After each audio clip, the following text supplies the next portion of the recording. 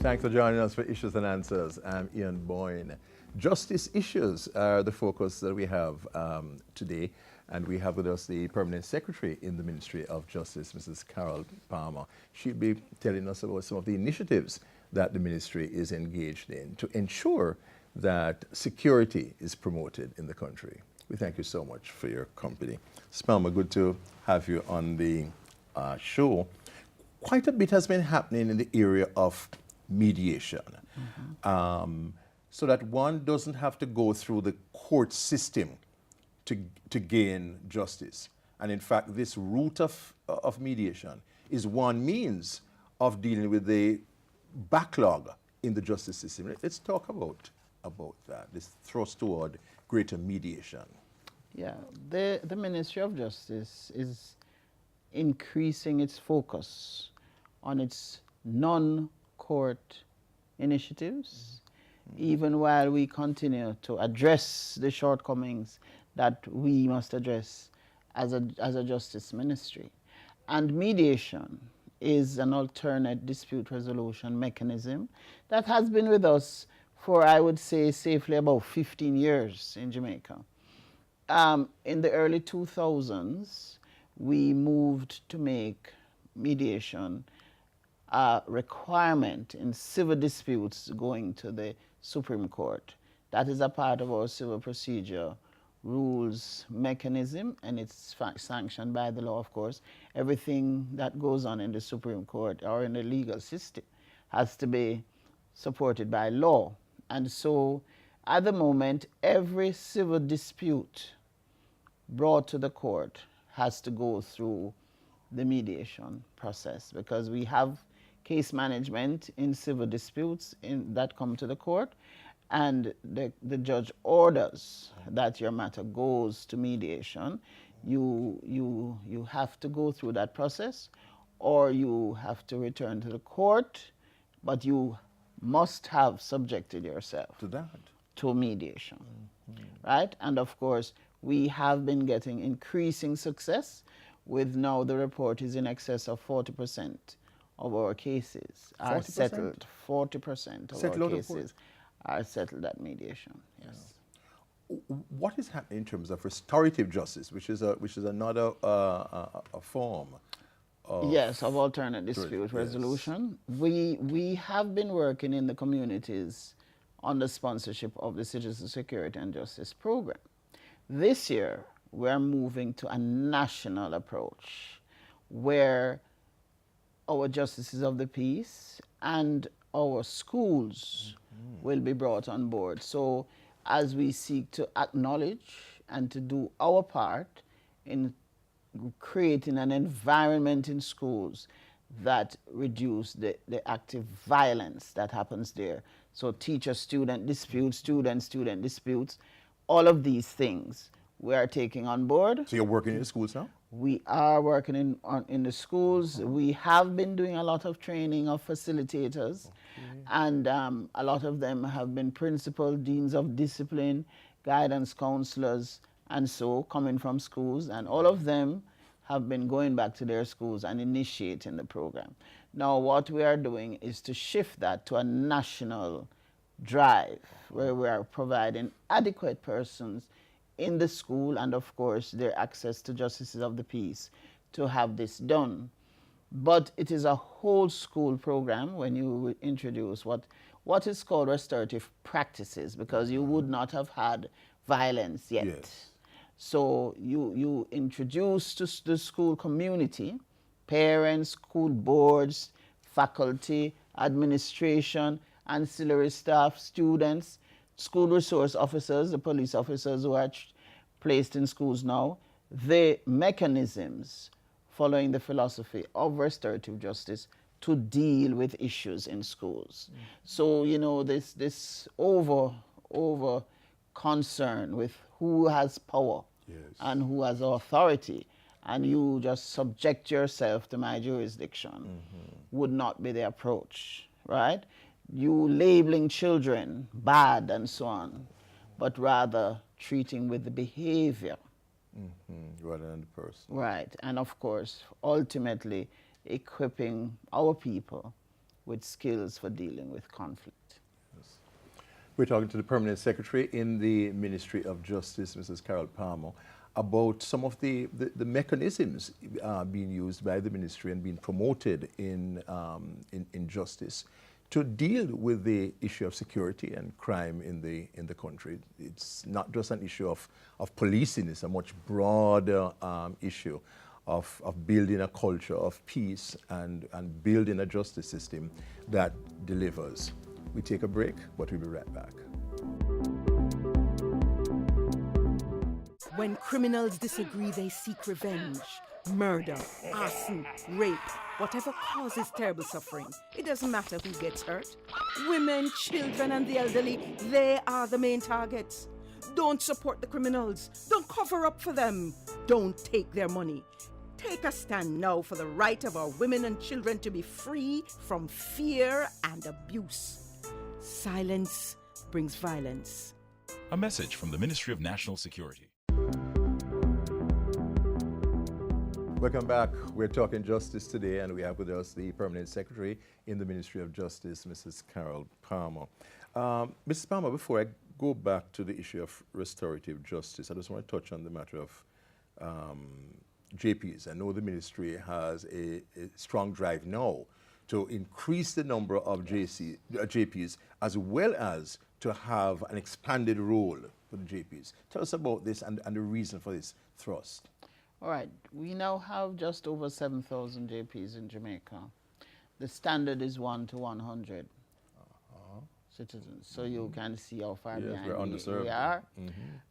So we're on a drive to double the number as quickly as we can this year or maybe into next year. But we want our citizens to have the service they need without having to seek it illegally. Precisely.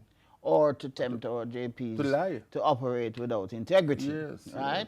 Because we are coming to deal with that as well by law. So we are expanding the numbers. We are encouraging decent citizens to apply to be a JP. There's no guarantee you're going to get it, because when the due diligence is done, if you are found to be unsuitable, you will not get appointed, because we cannot afford to destroy intentionally the position of a JP. With that, we want to have the JPs able to be peace initiators in the community, right? So instead of just doing signing documents, and if you are elected and you've gone and done the training to do appearances in court, that's not enough. A lot of our problems start in the home. If you do the statistics, a lot of our problems are domestic violence. And it's because we do not know peaceful ways of disciplining and also of settling our disputes. You know, your child does something and you whop them.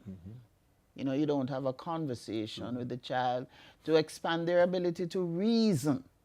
So when something happens, even if you're not there, they will do the right thing. You know, they're not dependent on you being over their backs.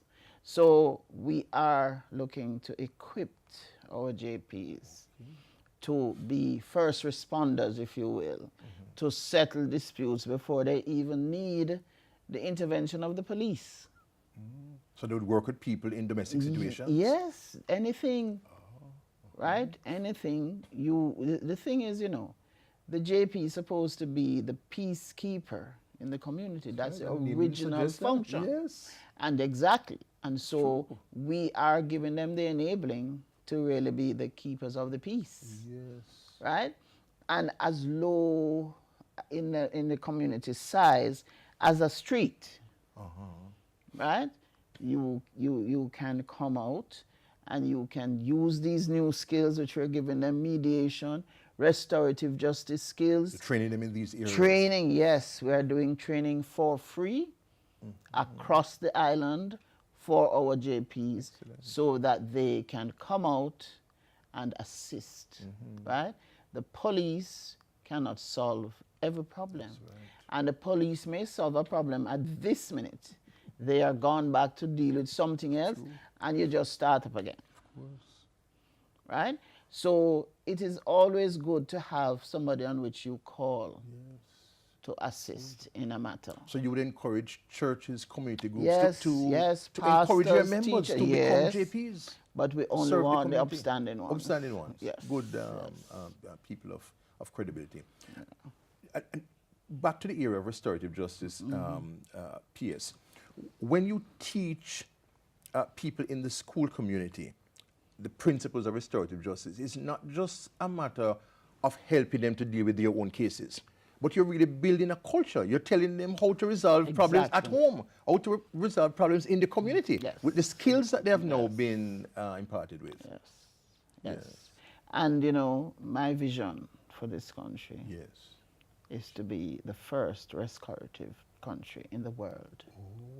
Right? And it's possible. What would that look like? Share that vision with us.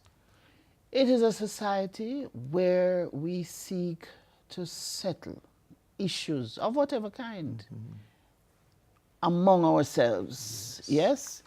If you look back at our African heritage, in Africa, a lot of the disputes came to the chief, came to the grandfather, right? And you would have a sit down and you solve the problem, right? The Aboriginal people, they're still doing that today to solve their issues.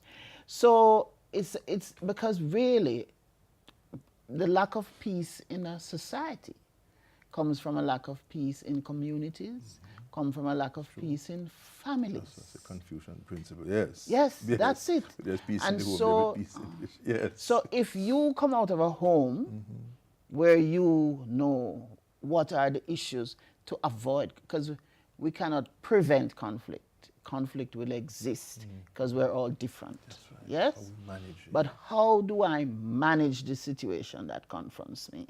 Yes?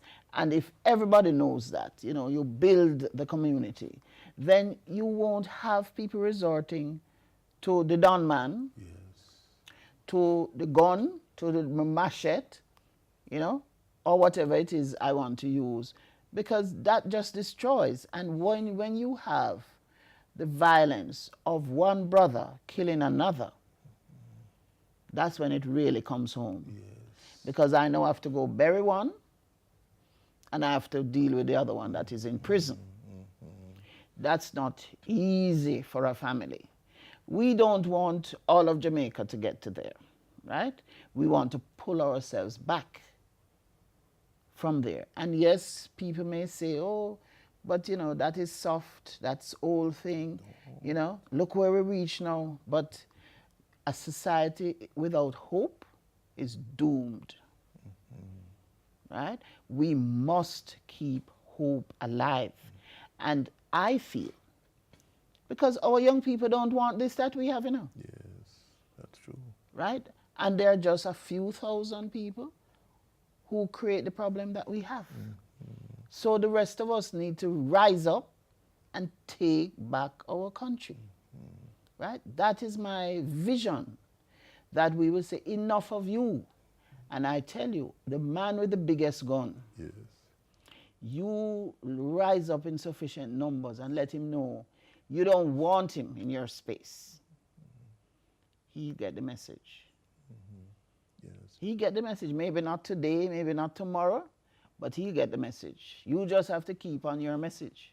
But the ministry's philosophy and vision of justice is a holistic one. Yes, it can't be done by us alone. We could just, if we're thinking that, we can just sit down and forget about it. So it's something that all of us of us as Jamaicans, as anybody resident in our country, in the diaspora, it's our business. Justice and peace is our business. An impassioned plea from the Permanent Secretary in the Ministry of Justice, Carol Palmer, outlining the broad vision of the ministry in promoting security and ensuring that the justice system delivers justice and also builds on the peace process. We thank you for your company on Issues and Answers. Next week we'll be back. Until then, Ian Bourne wishing you a pleasant day.